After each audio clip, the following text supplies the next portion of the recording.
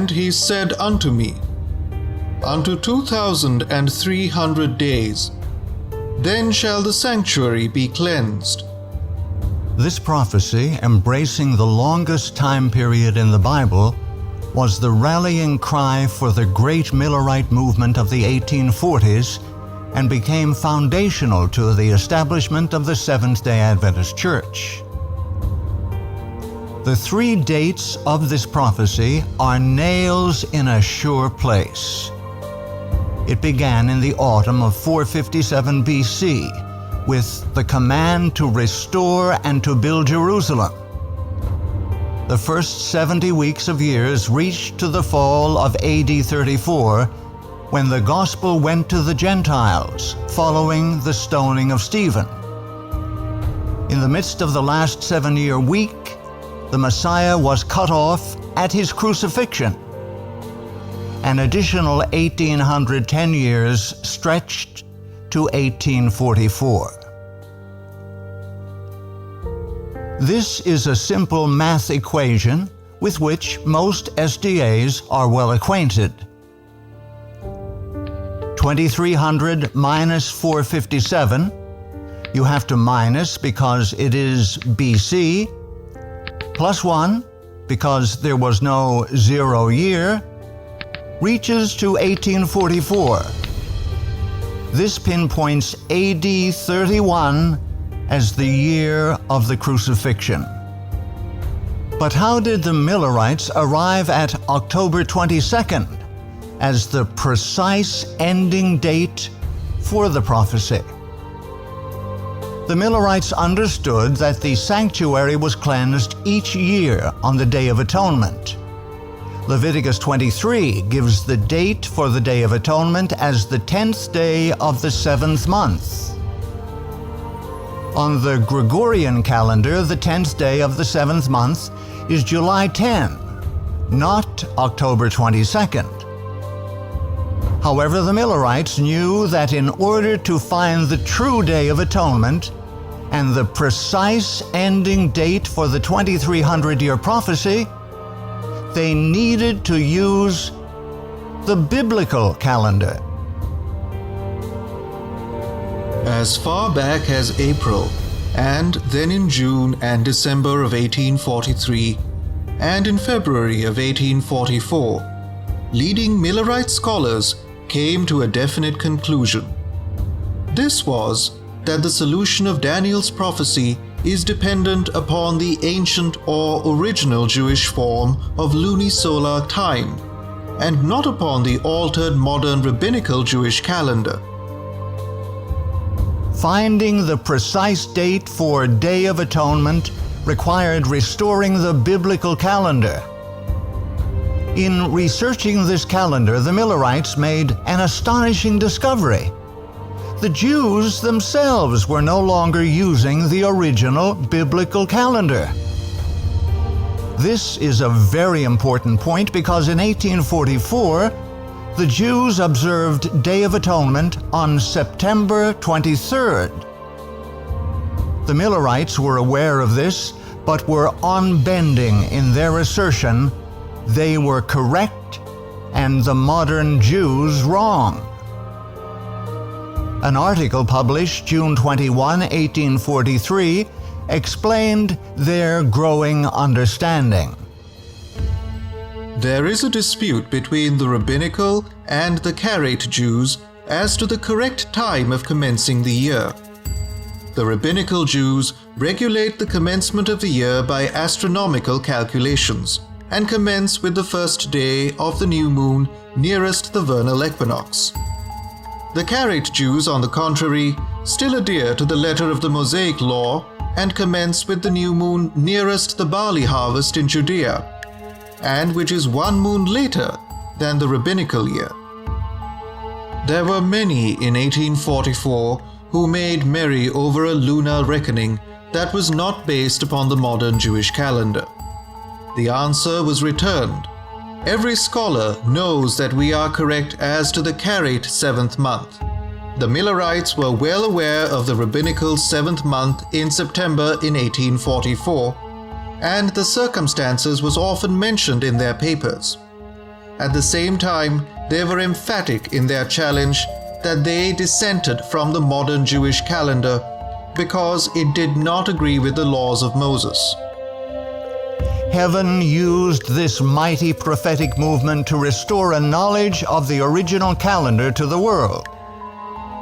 The accompanying understanding of the cleansing of the sanctuary became the foundational doctrine of the Seventh-day Adventist Church, which grew out of the Millerite movement. Unfortunately, less than 100 years later, the Seventh-day Adventist Church had entirely forgotten how the Millerites arrived at October 22nd as the Day of Atonement in 1844 and the ending date of the 2300-day prophecy. In 1938, General Conference President J.L. McElhenney appointed a research committee to study the issue. The committee included Dr. Leroy Froom, chairman, Dr. Lynn Harper Wood, secretary, Dr. M.L.Andreasen and Elder F.C. Gilbert, among other well-known leaders in the SDA Church. Their careful study of the Millerite methods and Caraite calendar led them to an entirely unexpected and unwelcome discovery. When the Sabbath is calculated by the biblical calendar, it does not fall on Saturday. Carefully reviewing the prophetic lines of the 2300-day prophecy, they came across another shocking revelation. Although Scripture makes clear that Yahushua was crucified on Passover, the sixth day of the week, the Passover did not fall on Friday in AD 31. The ramifications of this are vast and far-reaching. The beginning date of 457 BC for the commencement of the 2300-day prophecy is unassailable. This leaves 1 year and 1 year only for the Messiah's crucifixion, AD 31.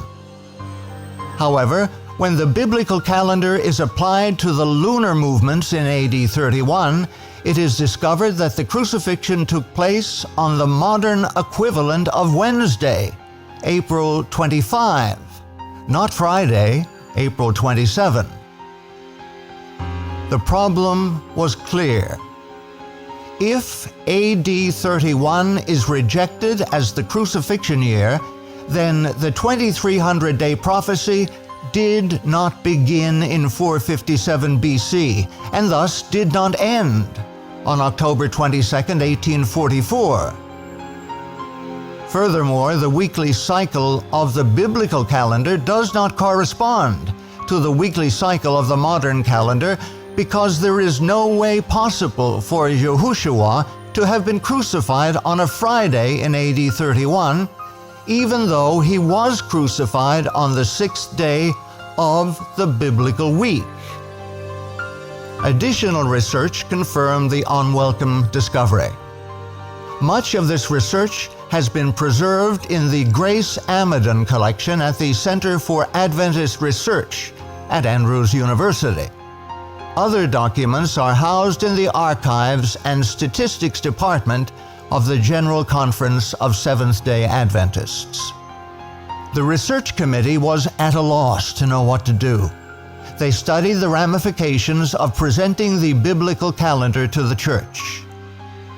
M.L.Andreasen wrote numerous letters advising against the church adopting the biblical calendar with its weekly cycle and its Sabbaths regulated by the new moon. Most of these letters are not available to the average Adventist. However, the thrust of Andreasen's arguments are well summed up in an undated letter he sent to fellow committee member Grace Amadon. It would not be easy to explain to the people that the God, Yahuwah, who advocated and instituted such an arrangement, would be very concerned about the exact seventh day. If an explanation were possible, and the people were at last adjusted to the shift in the feast day and the stability of the seventh day, it might be supposed that in time they would get used to the arrangement. But they would no sooner have become accustomed to this till another shift is made. Another shift comes, and another, and another. There is no uniformity, and just as the people get used to a certain arrangement, the day is changed again. Such is more than the common people can understand, and if we go to the people now with such a proposition, we must expect that confusion will result. If in the new calendar scheme we are considering adopting, it should be admitted that local communities have the right of making their own observations of the moon. It would yet remain a question if the proper men competent for such observation would be available. If the people observing the Sabbath also advocate the new scheme of calendation, the resulting confusion will not be of any help to us.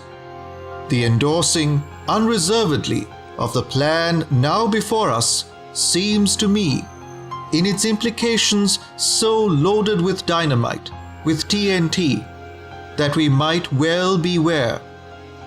I would most earnestly warn the committee in this matter. I'm afraid of the repercussions.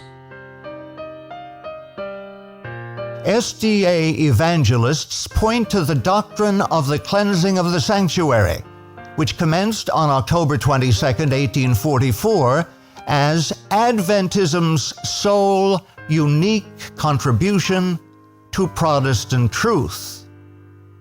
This doctrine is inseparable from the biblical lunisolar calendar, and it does affect when the Sabbath falls. The fact that the Seventh-day Adventist Church has kept the Sabbath on Saturday for many years is not proof that Saturday is the biblical Sabbath. There is no excuse for anyone in taking the position that there is no more truth to be revealed, and that all our expositions of Scripture are without an error. The fact that certain doctrines have been held as truth for many years by our people is not a proof that our ideas are infallible. Age will not make error into truth, and truth can afford to be fair. No true doctrine will lose anything by close investigation. Those who cling to old customs and hoary errors have lost sight of the fact that light is ever increasing upon the path of all who follow Jesus. Truth is constantly unfolding to the people of God. We must be continually advancing if we are following our leader. It is when we walk in the light that shines upon us, obeying the truth that is open to our understanding, that we receive greater light. We cannot be excusable in accepting only the light which our fathers had 100 years ago. If our God-fearing fathers had seen what we see and heard what we hear, they would have accepted the light and walked in it. If we desire to imitate their faithfulness, we must receive the truths open to us, as they received those presented to them. We must do as they would have done had they lived in our day. The light is advancing. A decision must be made.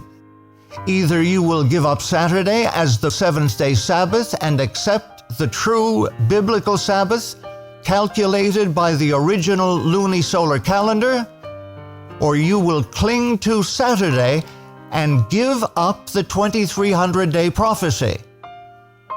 October 22, 1844, and the sanctuary doctrine. They are mutually exclusive beliefs. When a man who is honestly mistaken hears the truth, he will either quit being mistaken or cease being honest. The light is advancing. Will you follow?